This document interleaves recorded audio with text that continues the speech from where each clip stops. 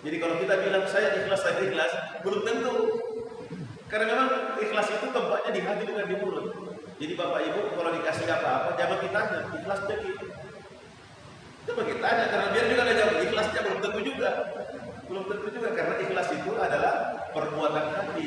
Yang tahu ikhlas tidak ikhlas hanya kita dan Allah Subhanahu wa Ta'ala di hati-hati. Betul itu salah, itu adalah doa maksiat, rahmat dari Allah Subhanahu wa Ta'ala. Terus tentang kasus Palestina. Kasus Palestina itu sebagai umat Islam kita tidak bisa berlepas diri. Karena Masjidil Aqsa itu adalah kiblat pertama umat Islam. Dan dia disebutkan dalam Al-Quran. Disebutkan dalam Al-Quran, Subhanalladzi asra bi 'abdihi lailan minal masjidil haram ila al-masjidil aqsa. Itu bagian dari agama kita. Bagian dari agama kita, dan tidak bisa kita berlepas diri bahwa itu bukan urusan kita. Sebagai umat Islam itu urusan kita. Kemudian dalam hadis dikatakan la tushaddu rihalu illa ila thalathi masajid. Tidak boleh berlelah-lelah, bercapek-capek melakukan perjalanan jauh mencari keberkahan untuk kunjungan masjid kecuali hanya 3 saja. Hanya 3 saja masjid yang berbeda di muka bumi ini. Masjidil Haram di Mekah, Masjid Nabawi di Madinah, dan Masjidil Aqsa di Palestina. Itu 3 disebut istimewa oleh Rasulullah Shallallahu Alaihi Wasallam. Dan berbagai macam kelebihan. Oleh karena itu, ketika terjadi masalah dengan Masjidil Aqsa dan saudara-saudara kita di sana, harus ada perhatian dari kita. Jadi kalau kita marah, kita sedih, itu wajar. Dan itu tanda-tanda keimanan. Yang justru berbahaya kalau tidak marah dan tidak sedih. Tidak sedih saudaranya dibunuh, tidak sedih, tidak marah ketika Masjidil Aqsa diinjak-injak oleh tentara Israel pakai sepatu masuk dalam masjid. Itu bahaya kalau tidak marah itu. Gimana iman kita itu? Gimana vaksinnya? Tidak ada sama sekali. Makanya minimal kita dalam doa.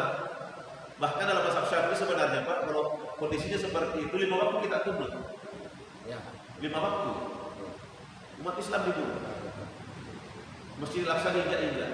Harusnya 5 waktu kita kunut. Cuma salah biasa kalau imam tidak hafal. Nah ini masalah.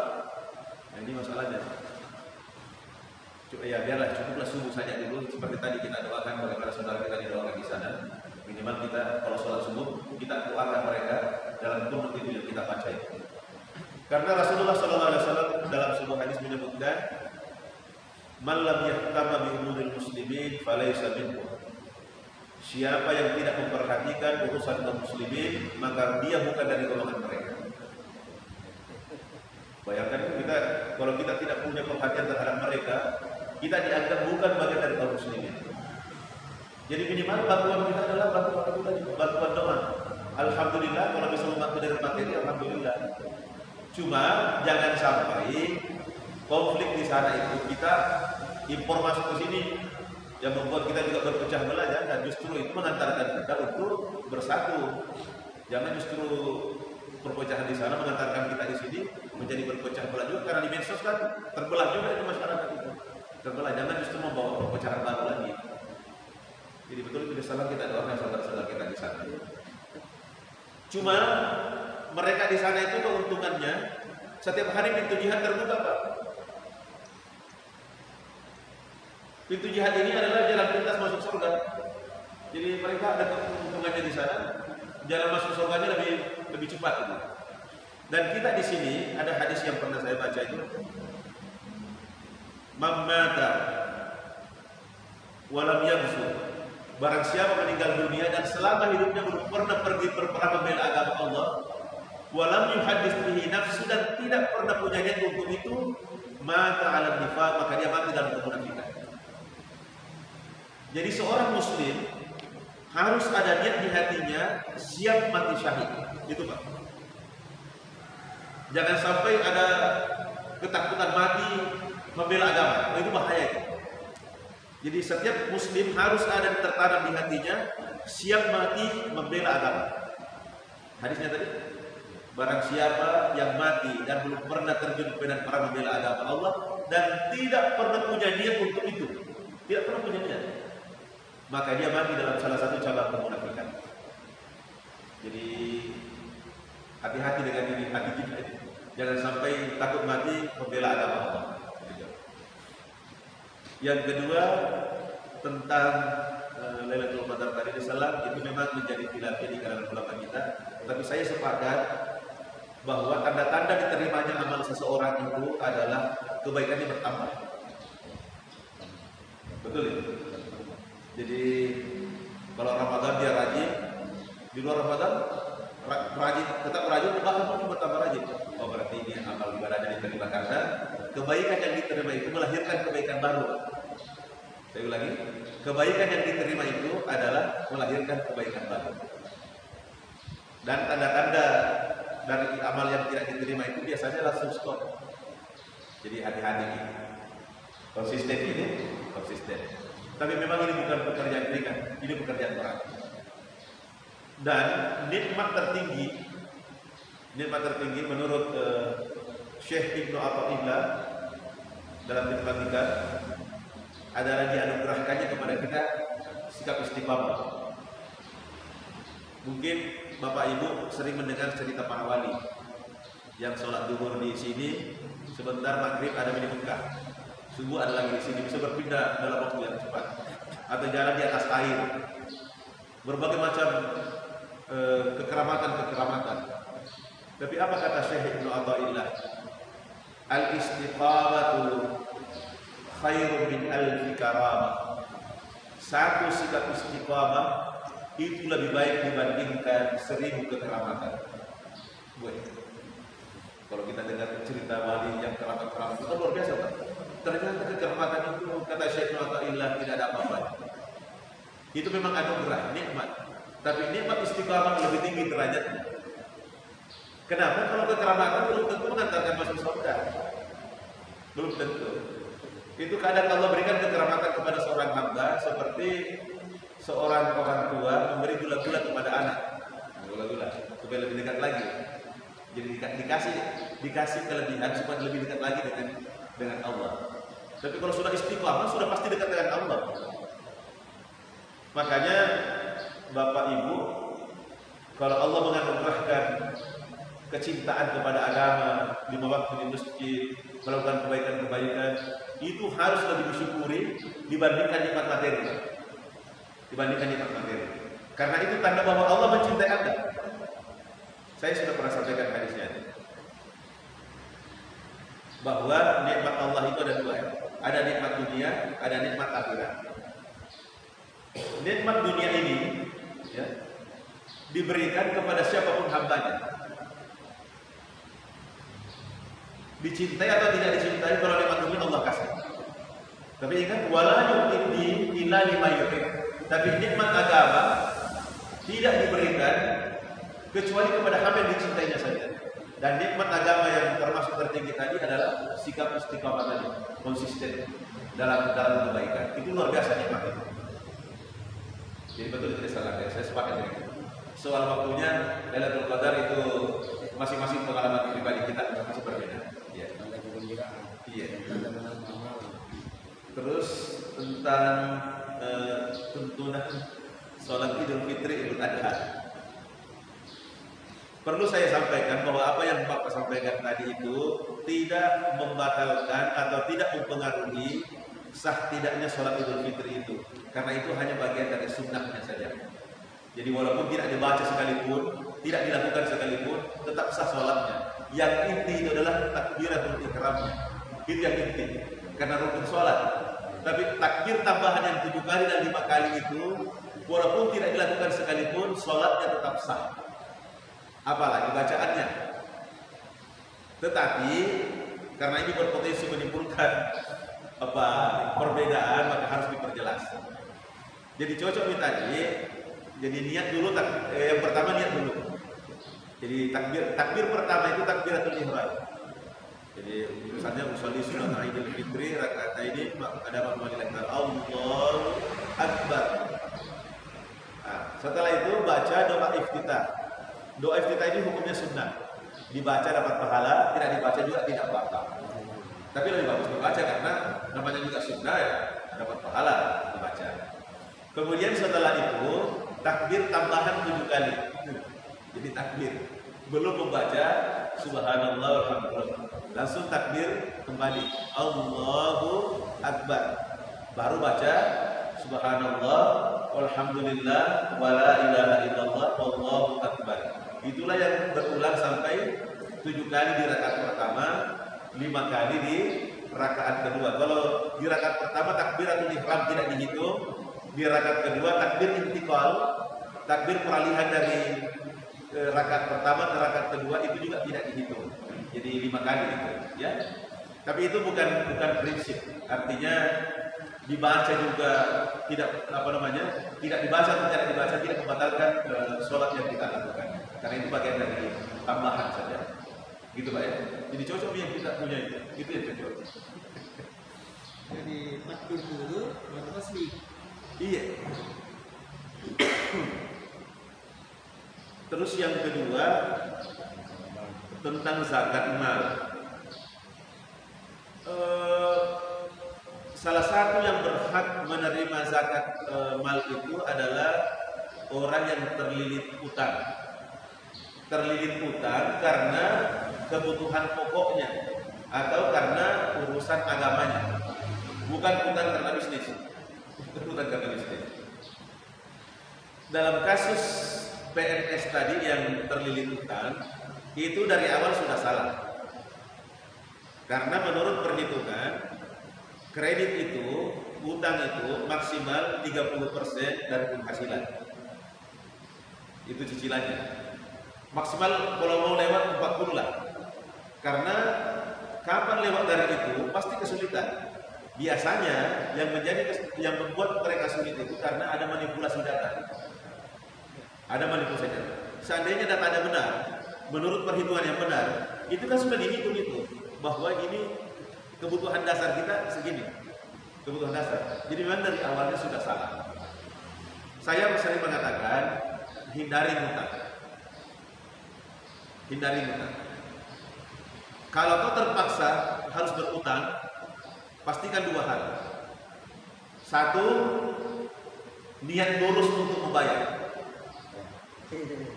Niat lurus untuk membayar. Kapan niat sudah bengkok, ini yang biasa sulit membayar ini karena rezekinya dipersulit oleh Allah. Tapi kalau niat berutang karena terpaksa dan niatnya lurus membayar, itu dimudahkan rezekinya oleh Allah untuk membayar. Yang kedua, di samping niat, yang kedua ada perhitungan bahwa saya sanggup membayar ini. Ada hitung-hitungannya.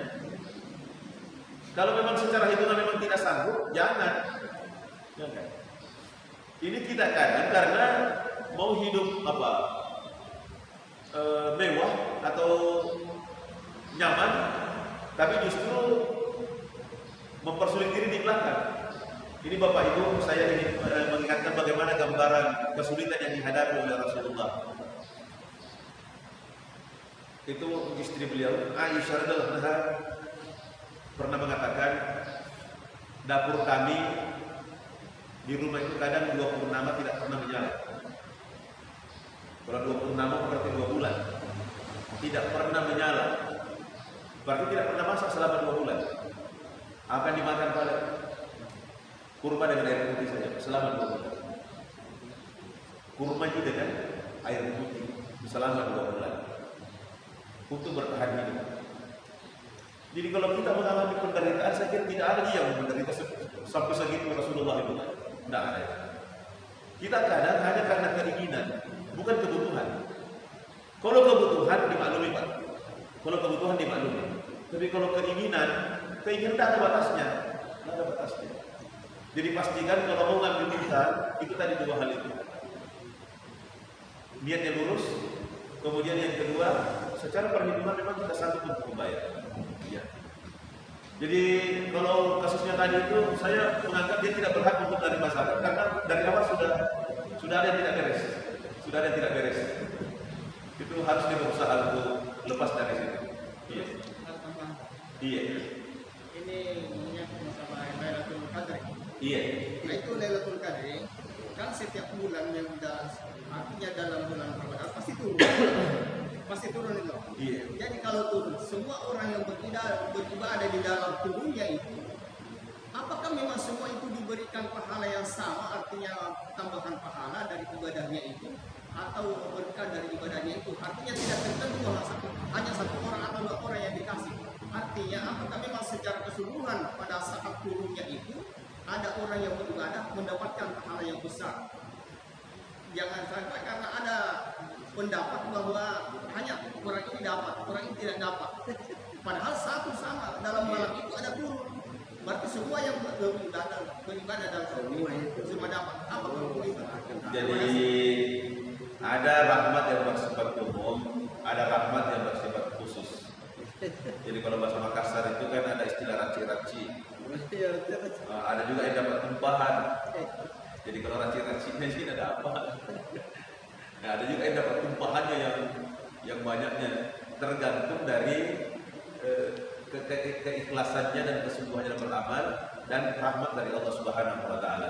Ada tambahan ini, dorongan dan kemana nanti nalangnya rekan nebaco karena sedekah 1 juta kan berapa masa dasar lagi itu zaman sedekah 1 juta itu dorongan namanya, artinya apa itu? Oh. Itu kamu saja. Itu sih kamu aja dorongan kan? Apa ada kehilasan itu bagaimana kan? Kalau dalam hadis itu dikatakan la hasada illa fi husnayain. Tidak boleh iri hati kecuali pada 2 kebaikan. Satu tadi itu iri hati terhadap orang yang bersedekah lebih tinggi dari kita. Di masa kalah kan? Saya mau lebih tinggi deh. Masa dia 1 juta? Saya juga mau 1 juta atau lebih. Itu bukan iri hati yang terlarang, itu iri hati yang baik kalau begitu. Itu namanya fastalibul khairat. Berlomba-lomba dalam kebaikan. Berlomba-lomba dalam kebaikan itu bagus. Yang penting jangan memfitnah orang yang orang lain. Dari mana sih ngambil uang itu? Bukan urusan kita itu. Itu termasuk juga dalam aspek kebaikan. Misalnya Imam Syafi'i dalam riwayat menghatamkan Al-Quran selama Ramadan 1 kali siang 1 kali malam. Jadi selama Ramadan boleh menghatamkan 60 kali. Terus ada ulama lain, nah itu tadi iri hati dalam tanda petik ya. Kalau saya juga mau dah, masa Imam Syafi'i bisa 60 kali, saya tidak bisa. Dia pun berusaha untuk 60 kali, walaupun hasil akhirnya hanya 59. Tidak bisa dicapai, tidak bisa dicapai. Dan apa? Tapi minimal pasti lebih tinggi hasilnya kalau kita tidak bersaing. Jadi bersaing dalam kebaikan itu bagus, Pak. Jadi ada anak tetangga saya, dia sudah habis 30 juz Al-Quran, masih sanawiyah, kelas 3 sanawiyah, kelas 3 SMP. Sudah tamat 30 juz hafalannya, 2 orang. Kenapa bisa dia cepat? Karena saling bersaing nih. Pak, masa dia sudah lewati tidak lagi? Saya gini, lewati. Benar, lewati tidak lagi. Karena bersaing, akhirnya cepat sampai, Pak. 30 juz karena ada ini tidak mau dikalahkan. Bersaing, akhirnya biasanya rata-rata anak-anak hafal Al-Quran itu nanti tamat aliyah, dia bisa tamat sanawiyah, tamat 30 juz hafalannya. Karena ada saingannya. Jadi persaingan itu bagus. Kalau persaingan dalam kebaikan itu positif sifatnya. Ya. Tapi kalau bersaing dalam dunia pada ada habisnya. Kalau dunia tidak ada habisnya. Jadi bagus itu salah ya, bagus. Kalau untuk yang salah begitu, harus begitu. Harus begitu. Iya, berlomba-lomba dalam kebaikan. Yang penting jangan saling menjatuhkan, itu yang jelek. Kalau saling menjatuhkan jangan. Ini waktu kita sampai jam 6:16 karena matahari terbit jam 6:01 tambah 15 menit, jadi kita berhenti jam 6:16 menit. Ini masih ada waktu 11 menit. Ya silakan Pak ya. Ini terkait dengan konsistensi atau Oh iya, istiqamah ya. Misalnya seseorang konsistensi salat sunat subuh, Qabliyah subuh. Iya. Tapi sesuatu hal ada tempat di mana dia tidak melaksanakan salat sunat subuh. Iya. Kemudian dia mau qabliyah ganti di ba'da salat subuh. Iya. Apakah itu memungkinkan? Tapi yang menjadi masalah kalau kesannya ini ulang-ulang. Nah, tapi bukan karena kesengajaan. Oke. Ya, gimana itu, Ustaz? Iya. Jadi soal qada salat Pak ya, mengqada salat ini kan memang khilafiyah. Apakah ada qada salat atau tidak ada? Pendapat pertama mengatakan tidak ada qada salat. Tidak ada. Karena tidak ada dasarnya dari Nabi. Tidak pernah ada perbuatan, tidak pernah ada ucapan bahwa boleh mengqada salat. Kalau qada puasa jelas. Kunna nu'maru bi qada'is siyam wa la nu'maru bi qada'is shalah. Aisyah mengatakan kami diperintahkan untuk mengqada puasa dan tidak diperintahkan untuk mengqada salat. Nah, tapi ini menurut ulama kita kasusnya adalah kasus wanita haid, bukan secara umum. Pendapat kedua mengatakan ada qada salat. Ada. Terutama misalnya dulu sholat wajib dulu Pak ya, sholat wajib. Saya masih ingat dosen saya ketika saya tanya pertanyaan seperti ini, dia bilang begini. Ini dosen saya itu Dr. Satria Effendi, alumni Damaskus Suriah. Kalau saya pinjam uang 1 juta, terus saya janji bayar 1 minggu. Setelah 1 minggu saya tidak bayar, lewat 1 minggu. Apakah saya masih berkewajiban membayar utang atau tidak? Lewat waktunya. Sebelum tetap bayar terus, walaupun lewat waktunya. Kan namanya utang harus dibayar. Walaupun lewat waktu tetap harus dibayar. Dosen saya mengatakan, sholat itu adalah utang kepada Allah. Walaupun lewat waktunya tetap harus dibayar. Tetap harus dibayar. Jadi bukan berarti lewat waktunya terus tidak dibayar lagi, tetap dibayar. Itu kalau sholat wajib. Tapi pertanyaannya tadi ini adalah sholat sunnah, qabliyah subuh terutama karena qabliyah subuh ini nilainya sangat tinggi Pak. Ya. Khairun minad dunya wa ma fiha. Lebih baik dibandingkan dunia dengan segala isinya. Yang jadi pertanyaan adalah karena sesuatu dan lain hal terlambat masuk di masjid sudah qamat. Ini dalam hadis idza uqimatis shalah fala sholata illa al-maktubah. Kalau qamat sudah dikumandangkan, tidak ada lagi sholat kecuali sholat wajib. Tidak boleh lagi sholat sunnah Pak. Jangan paksakan sholat sunnah kejar nih. Tidak boleh. Tidak boleh. Belum sholat sunnah qabliyah subuh. Kalau memang Bapak istiqamah selama ini tidak pernah bolong sholat qabliyah subuhnya dan ini ketinggalan, maka menurut ulama kita boleh diqada sebentar setelah selesai sholat subuh. Tapi dengan syarat itu tadi istiqamah memang tidak pernah meninggalkan sholat sunnah qabliyah subuh. Tapi kalau pernah sholat qabliyah pernah juga tidak, itu tidak termasuk. Ini untuk menjaga konsistensi tadi memang dia selalu jaga. Hanya karena keterlambatan mungkin sakit perut, pergi di WC lama, kenapa ini tidak sempat. Itu dalam kondisi seperti ini boleh diqada, Jadi niatnya itu kan di situ ada 3 Pak ya. Kalau sesuai dengan waktunya adaan lillahi ta'ala. Tapi kalau di luar waktunya qada'an lillahi ta'ala. Ada lagi satu sebenarnya i'adatan pengulangan. Ini untuk kasus orang yang ketinggalan sholat. Misalnya kita sudah selesai sholat, terus ada orang terlambat. Kalau dia sholat sendiri, dia tidak berjamaah, satunya pahalanya kan? Dan kita sudah sholat. Kita yang sudah sholat ini boleh sholat kembali, menemani orang itu supaya dia berjamaah. Tapi niatnya bukan adaan, bukan qada'an, tapi i'adatan, pengulangan. Dan kita mendapatkan pahala sedekah karena dianggap bersedekah kepada orang itu karena mendapatkan pahala sholat berjamaah gara-gara kita. Karena kalau kita biarkan sholat sendiri, satu juga udah dapat. Nah, kita sholat kembali menemani dia, tidak apa-apa. Itu i'adatan, pengulangan. Jadi boleh Pak. Jadi kalau dari kenapa nggak boleh mengqada sholat qabliyah subuh? Boleh. Menurut pendapat yang saya ikuti boleh. Dengan syarat memang selama ini konsisten untuk menjaga sholat sunat qabliyah subuh. Ada satu. Iya, silakan. Mengenai konsisten. Kalau saya perhatikan di masjid ini, dia menggunakan jam. Waktu iqamah itu ada waktunya durasinya ada 10 menit. Kalau subuh ada sekitar 10 menit lebih. Itu biasanya jamaah kita di sini tidak konsisten. Dia tidak mengikuti jadwal yang di kamar. Baru 7 menit dia matikan baru dia kamar. Padahal masih ada orang yang mau sebenarnya masih punya kesempatan untuk melaksanakan salat sunat. Masih ada kesempatan untuk melaksanakan salat sunat. Toh kalau kita cukup untuk satu salat sunat kan harus dipakai untuk berdoa. Saya biasanya kalau sebelum tidak sempat untuk salat, saya gunakan untuk berdoa karena doa antara azan dan kamar itu kan mustajab. Iya, betul. sangat makbul di situ. Jadi walaupun artinya tidak ada orang salat, jangan dipencet atau jangan di kamar.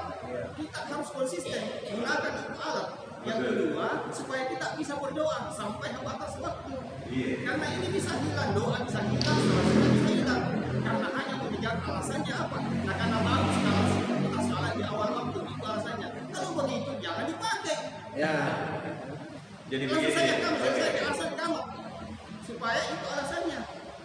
Awal waktu itu kan misalnya waktu zuhur asar itu waktunya 3 jam. Jadi 1 jam pertama itu masih awal waktu semua itu.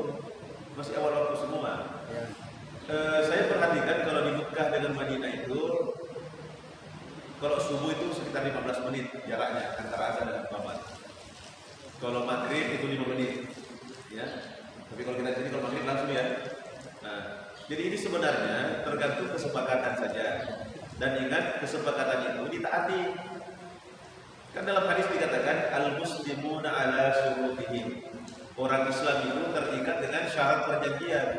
Jadi kalau kita sudah sepakat itu perjanjian, disepakati jangan bikin kesepakatan terus tidak disepakati, tidak dijalankan. Jadi betul itu. Jadi untuk menjaga juga orang bisa mengatur waktunya.